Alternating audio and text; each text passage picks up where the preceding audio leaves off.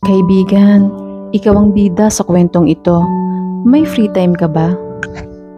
Isang hapon, habang abala ako sa trabaho, nakatanggap ako ng text mula kay nanay. Sabi niya, "Anak, baka may free time ka sa weekend. Pasyal ka dito sa bahay. Magluluto ako ng paborito mo." At dahil nga abala ako sa ginagawa ko, ang reply ko na lang sa kanya, "Nay, check ko lang ang schedule ko. Tapos text kita ulit kung makakapasyal ako." Pero hindi na ako nakareply.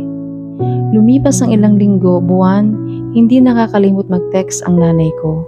"Anak, alam kong busy ka, baka napapabayaan mo na ang sarili mo. Huwag kang papalipas ng gutom," ang palagi niyang paalala sa akin. Kinabukasan, paggising ko, nag-text pa pala siya kagabi pero tulog na ako noon eh. Ang sabi niya, "I love you anak, iingatan mo palagi ang sarili mo." At dahil nga kampante ako na kahit hindi kami nagkikitang mag-ina at kahit hindi ko siya nare-replyan ng madalas, ang naiisip ko, napapasaya ko naman siya kapag nagpapadala ako ng pera. Lumipas ang buwan, taon, patuloy ang pag-alala niya sa akin. Halos araw-araw nakakatanggap ako ng mensahe mula sa kanya na hindi rin naman ako madalas mag-reply. Kahit nga tawag niya, minsan ko lang din nasasagot. Palagi siyang nagte-text na sana makadalaw daw ako sa kanya kapag may free time.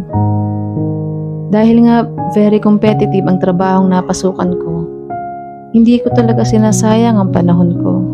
Dahil kung pangarap ang pag-uusapan, may gusto akong patunayan. Patuloy na lumipas ang panahon at sa wakas, nakamit ko na rin yung pinakamataas na posisyon sa opisina. Masayang masaya ako nung araw na yun, kaya lang parang may kulang. Nung araw na yun, wala akong natanggap na text mula kay nanay. Pero hinayaan ko na lang muna, naisip ko baka nagbisi sa bahay. Kinagabihan, bago ako humakbang papasok sa tinutuluyan ko, nag-ring ang cellphone ko. Dali-dali kong kinuha ang phone ko kasi excited akong ibalita sa kanya ang nangyari sa akin ngayong araw. Pero yung childhood best friend ko pala ang nasa kabilang linya. "Best, huwag ka sanang mabibigla." "Ano yun, Best?" tanong ko. "Ang nanay mo, pinagpahinga na ng Diyos. Wala na siya, Best." Sa mga oras na yun, biglang nanglambot ang tuhod ko.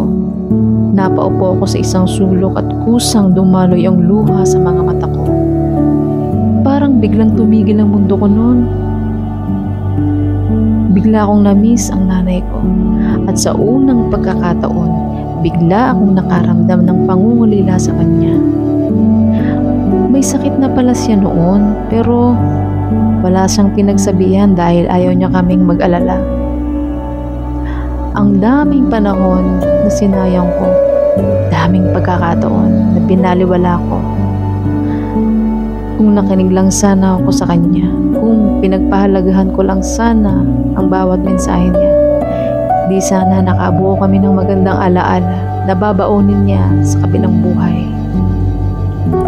Habang binabagtas ko ang lugar patungo sa amin, walang patid ang pag-iyak ko.